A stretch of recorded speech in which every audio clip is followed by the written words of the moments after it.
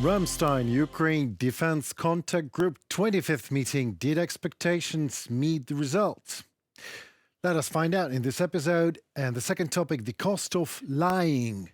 Ex-Russian spy and ex-FBI informant Alexander Smirnov accused and jailed for 6 years in America.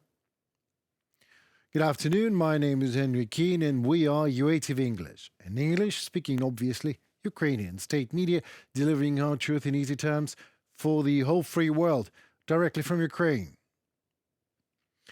First of all, what is Ukraine Defense Contact Group, UDCG after all? Well, in plain terms, it is money and military power specifically for Ukraine. The UDCG includes about 50 countries, both NATO members and neutral states. They came together to coordinate and accelerate military assistance to Ukraine in its fight against criminal Russian aggression. Over 2.5 years, 24 meetings have taken place, resulting in the reinforcements of the Ukrainian defense forces with modern weapons. The allies have formed important coalitions to supply Ukraine with artillery, tanks, air defense systems, F-16 fighter jets, drones, demining equipment, and much more.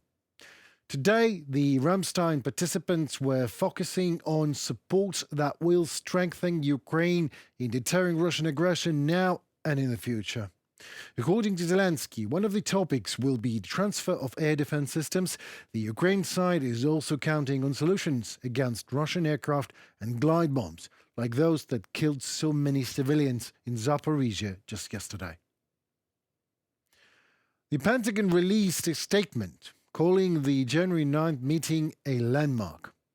It also stated that it would actually present an actual plan for Ukraine's defense capabilities to maintain a credible deterrent force until 2027. The leaders of the 8 coalitions will approve roadmaps with Ukraine needs and goals in Air Force armor, artillery, demining, drones, and missile defense information technology and maritime security. These roadmaps are intended to enable donors to plan for and support Ukraine's sustainability in the future, the Pentagon explained. At this milestone meeting, Secretary Austin will engage with defense ministers and senior military officials from around the world to discuss Ukraine's immediate battlefield needs, longer-term defense requirements, and the important coordination being conducted through the capability coalitions. The meeting will focus on the need to ensure continued delivery of key capabilities, including air defense systems, artillery munitions, and armored vehicles, as well as efforts to enhance the defense industrial base. From the publication on the Pentagon website, Earlier, the head of Ukraine's mission to NATO, Natalia Galibrenko, said she was looking forward to practical results, as she believes the administration in Washington has something to offer Kiev. The North Atlantic Alliance recently began coordinating military assistance, and the US is also expected to announce a very significant military aid package today.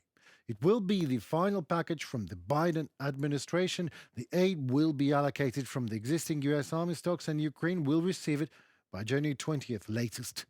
The exact contents of the package are yet unknown for obvious reasons. However, according to sources, Washington is running out of time to spend the remaining $4 billion approved by Congress in 2024, so Ukraine expects a package of at least $500 million.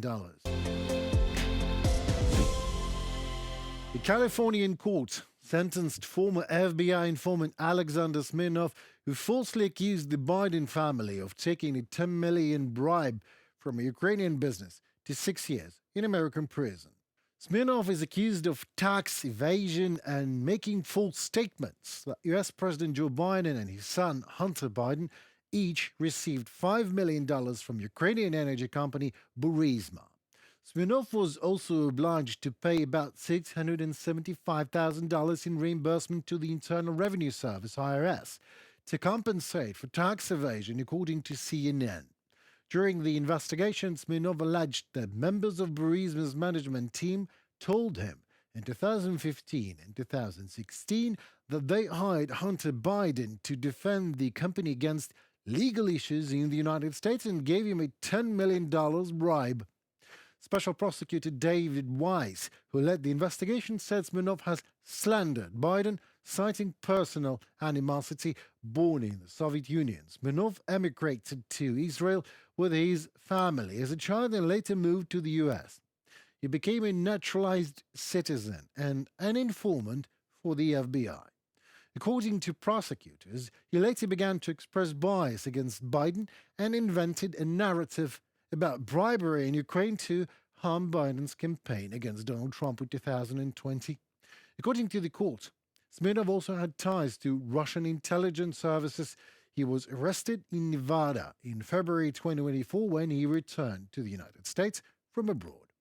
I liked literally everything about the whole thing. How Smirnov faced a maximum sentence of 35 years, by the way, in prison, but under the terms of the agreement he made with prosecution, he was due 4 to 6 years and a fine. Smirnov's defense insisted on 4 years, noting, and I just loved that part, that the man, I quote, suffers from serious eye-related health problems and a lengthy sentence would unreasonably prolong his suffering. I wonder, what is this eye-related problem? Compulsive eye-rolling, maybe?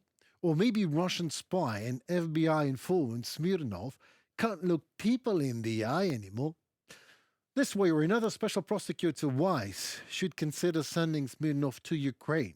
I am absolutely confident we can end his unreasonably prolonged suffering here once and for all. Was also fun to watch how outgoing President Biden unconditionally pardons his son, Hunter, in December before the verdict in both cases. Biden pardons Biden. Why am I not surprised? But let me note something about Smirnov here.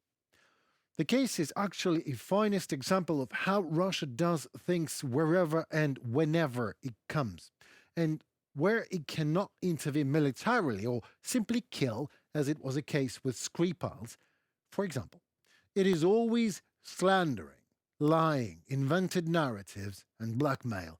This is exactly what Russia is, a compilation of exactly that. So, from Russia with lies is a national Russian paradigm and a new norm. And this is why it is especially important, satisfying actually, to see Russian spy Smirnov in American jail. Let us all take it as a fortune-telling for Putin, shall we? That's it, folks, for today. Thank you so very much for your precious time with us.